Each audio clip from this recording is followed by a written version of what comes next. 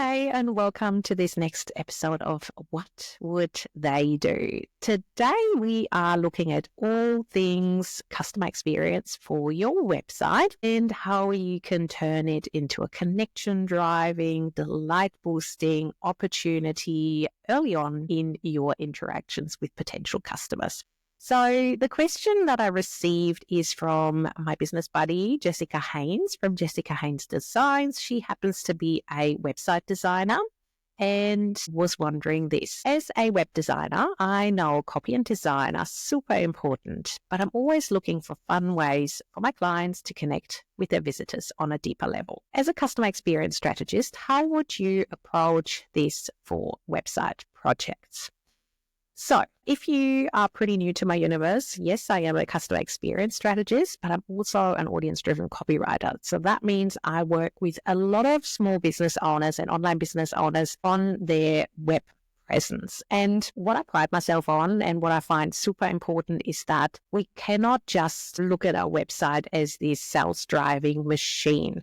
We really need to treat it as something that goes beyond that goes deeper and really organically sells people into our vision, into what we have to say, into us as business owners and service providers well before they jump on a call with us. And how you do that best is by, yes, having very specific words on your website, having a well-designed website that looks the part, but also tapping into emotions, into the hormones. I'm going to get into more detail in a bit, and also really standing out for the right reasons. Let's face it, I'm a copywriter, Jess is a web designer. These are crowded marketplaces, and with AI making things seemingly so much easier, the competition has become even harder. And I really think your website is the opportunity, the number one opportunity for you to stand out for the right reasons and really create a remarkable first touch point on the beginning of your customer journey with this potential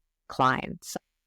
Let's start, before we get into the little delight opportunities and the fun ways to spice up your website, let's start with the biggest mistakes I see when it comes to website projects and how they are designed and set up and treated as part of the bigger online business picture. There's so many websites that follow the same principles, especially in the coaching space, where the language they're using is so generic, so same, that it's really hard to work out what someone does and why they are different to the other 100 coaches that are using the same language of empowering, up-leveling, and boosting XYZ. So we need to start with a website that has very specific language that really resonates with our audience, but also infuses our personality in it. There's no point putting on a facade and putting on a mask because you think you have to, and it's the expected thing to do in your industry and niche, if you get lost in the process. People want to work with you as a coach, as a service provider, as a course creator, because they value what you have to say. They resonate with how you show up online. So your website really needs to encompass all that. It needs to be a collection of your best bits, right? Your best language, your best vibes, your best photos. It really is the starting point for hopefully a lasting customer experience. And showing up just like everyone else is not going to do you any good. Next up, websites often come with a million pages and no clear path to actually get to the destination. So as tempting as it is to come up with convoluted structures that let you jump through 10 hoops to even get to the sales page, I really believe in the website being a starting point for a conversation. So you don't want your website to tell people everything, every little detail about your product, unless it is a high-ticket sales program, a coaching program that you sell via a sales page. If you are a service provider, give them an experience, give them insights into what it's like working with you, give them a starting from price to then get them on a call with you where you can sell them into your zone of genius and talk price in more detail and really on that call get to the bottom of objections, etc., things holding them back that might have been a deal breaker if you communicated those on the website. So Really, less is more when it comes to websites, and making it more about your values, your ways of working, your ways of approaching business is a much smarter move than giving them all the things and overwhelming people while they're busy skim reading and missing the mark anyways.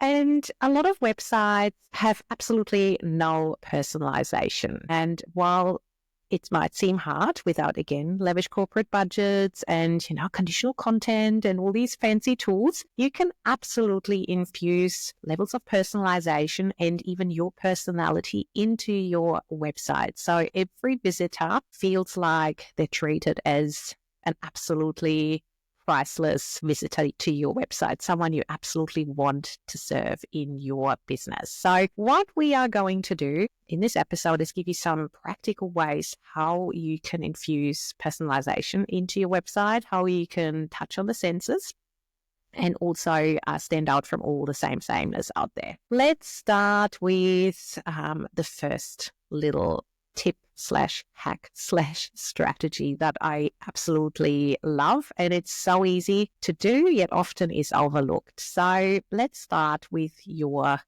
contact page. Often when people reach out to me to work with me on their website copy, I jump over to their contact page, just have a look at how their website's currently looking. And the contact page is just so sad. It is a stock standard form that feels so transactional. It totally lacks personality and really leaves a lot to desire. So inside my projects, particularly for service providers, where the contact form really seems to be the first conversation, in inverted commas, that you are having with potential customers, is really treat your contact form as a two-way conversation. So rather than just having people drop their email address, their name, etc., into the form, I treat it as a conversation. So the contact form becomes interactive, and it really doesn't start with name, drop here, email address, etc. It feels like a journey, and like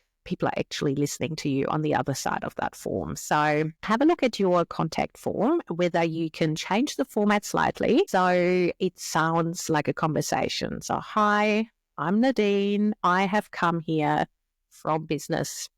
I work for XYZ company and I have come here to get help with XYZ. I found you via and I would love to work with you in this capacity. So this is where you can have a drop-down form that helps you then filter people into your CRM system. But as I mentioned, contact pages are the first conversation you have with your audience. So have a look at your contact form, how you can personalize it and infuse you into it, right? So it feels like they're actually telling you why they've come here, what they're hoping to achieve, and how they found you.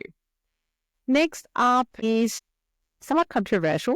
A lot of people are totally against pop-up boxes. I personally love them in my business. I use a tool called ConvertBox, which allows me to grow my list organically. It also helps me to create absolutely bespoke user journeys through my website, because we all know what it's like. We find out about someone, we potentially hear someone speak on a podcast, at a summit, as a guest inside a membership that we're a part of, and we are keen to find out more about them. Usually we land on the homepage and then are left to our own devices, right? We need to navigate our way through the various pages, find out how we potentially can work with you, what the best approach is, and we likely get lost along the way and never actually take action.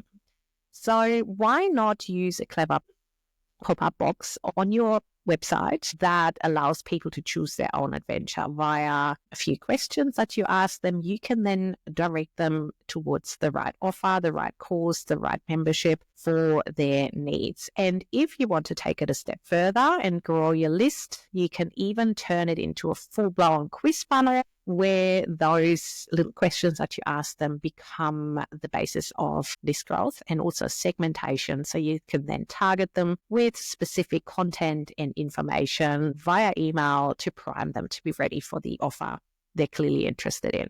So pop-up boxes, as annoying as they can be, if they're not set up correctly, they can absolutely boost your customer experience and the ease on your website significantly. So have a think about how you can customize the path through your offers on your website via pop-up boxes to make it super easy for people to find what they're after, because every click that's unnecessary on your website increases the drop-off rates drastically and loses you potential customers.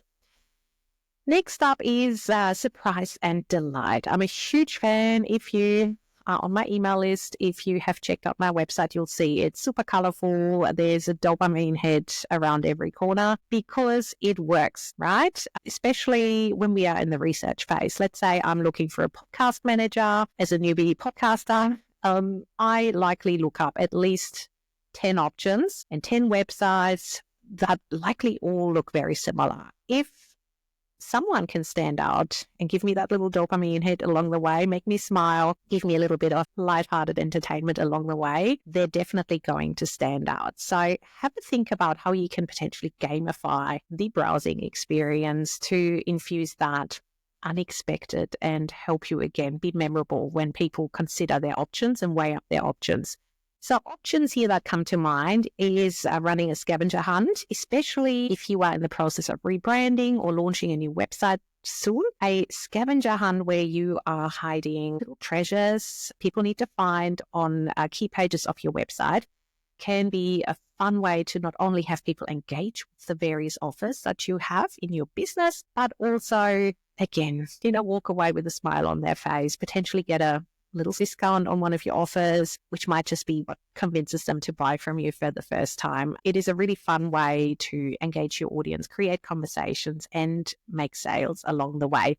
I personally ran a scavenger hunt promotion in late 2023 that was hugely successful, grew my list by hundreds, made me thousands of sales, and created so many amazing conversations. And I've even turned it into a toolkit, into a self-paced course since, to help other people run scavenger hunt promotions as an alternative to seasonal campaigns. So, for example, as an alternative to Black Friday sales, or as the perfect opportunity to launch your rebrand and announce your brand on your website. There are endless opportunities, but huge fan, as I said, to really gamify the interactions you have with your website browsers. You can also use this same concept for a one-off dopamine hit without running a promotion or a fancy scavenger hunt. If you have a look through my website, there's one little hidden treasure there all the time, inviting you to click on it. So go and have a look. If you're curious, you might even track it down, and it's hiding a special coupon code, special offer to one of my products. And yeah, it is just, again, a fun way to give people that quick dopamine hit.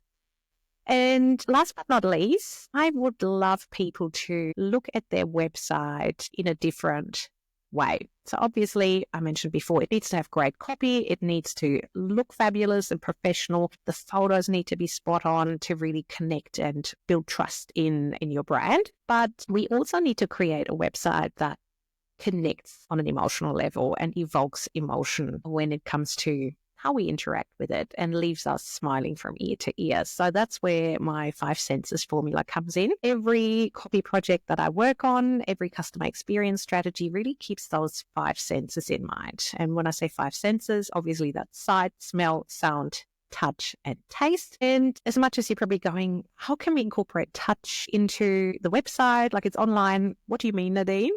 You need to think somewhat creatively, right? Our imagination is amazing. We can imagine touching things, and our brain reacts to that imagination, that imagined touch point, the same way as it does to physically touching something. Same goes for tasting, sight, smell. It still evokes that same emotion and, evokes memories that we might have connected to a taste, a smell.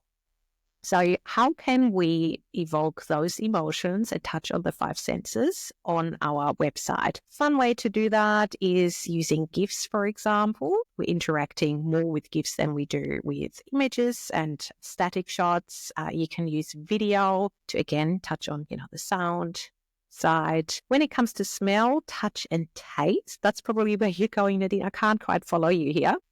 It's all about using strategic shots. So let's assume you're a family photographer, using shots that show families having a family meal together and obviously being in the moment, totally loved up, and they're enjoying a gorgeous, delicious meal together. That works a treat. If you do baby shoots, for example, you could have a gorgeous photo of a baby that smashed a cake and it's got cake smeared all over the face. If you're a florist, for example, you can use language as well to evoke those emotions. So you can talk to the scent and really help people imagine what that wedding bouquet looks like that's going to arrive on their wedding day. If you're a coach who coaches wannabe artists, you can really speak to the texture of the paints and of the materials to help people imagine what it's like to take a particular course and dive into certain materials and certain techniques. So the sky's the limit here, but really look at your copy and your imagery as a way to evoke those emotions and connect to certain areas of the emotional brain to really feel a deeper connection with your website and with you as the business owner where possible. So really, there is unlimited opportunities when it comes to the 5 senses. And last but not least, like one of my favorite things, particularly for photographers, wedding photographers, is, for example, also embedding a playlist. As a wedding photographer, you would have a very particular vibe. As much as, again, wedding photography websites all seem the same, they're encapsulating memories for eternity. They're using very similar language, very similar imagery often. So have a look how you can potentially stand out by creating a playlist and embedding it on your website. That's going to get your personality across. That's going to set an expectation for how you're going to show up, what type of wedding photographer you're going to be, and it's organically going to connect your perfect fit couple with you because they just go, oh my God, this is the photographer we need at our wedding. There are endless opportunities, and it's one of my favorite parts of copy projects, honestly, coming up with these creative ways to infuse personality, but also get the senses involved. Obviously, there are so many more things you can do. It all depends on your audience, how you want to connect with them, what industry and niche you're in, what type of offers you have. Yeah, be creative, have fun. And if you take 3 things away from this episode to really infuse personality and fun factor into your website, you can start with these 3 questions here. So is your website actually speaking and touching on the 5 senses? How can you make your imagery more sensual? How can your copy speak to the senses? And how can you evoke more emotions in the way you show up? Secondly, how can you potentially support your audience and fast track that journey to what they're looking for? How can you potentially create a choose your own adventure experience that points people in the right direction? And if you want to take it that step further, helps you segment your list, add them to your list, and also then nurture them to be ready to invest in what they were looking for. And then last but not least, how can you add one surprise and delight moment in that website experience? It doesn't have to be a full-blown scavenger hunt, but how can you have a little moment of surprise and delight? Use your imagination. Have a look at potentially what your competition is doing or is not doing, so you can stand out and provide a completely different yet remarkable experience. If you also want to have your burning customer experience question, headache, obstacle answered by me or a special guest expert that I'd invite onto the show, you can submit your question via the link in the show note, either anonymously or if you would love a shout out in the episode. Leave your details and I'll take care of it. If you enjoyed this episode, I would love you to subscribe, leave a review, and share it with all your people so even more savvy, honest online business owners like you catch onto this interactive podcast concept. Thanks for tuning in and see you in the next episode.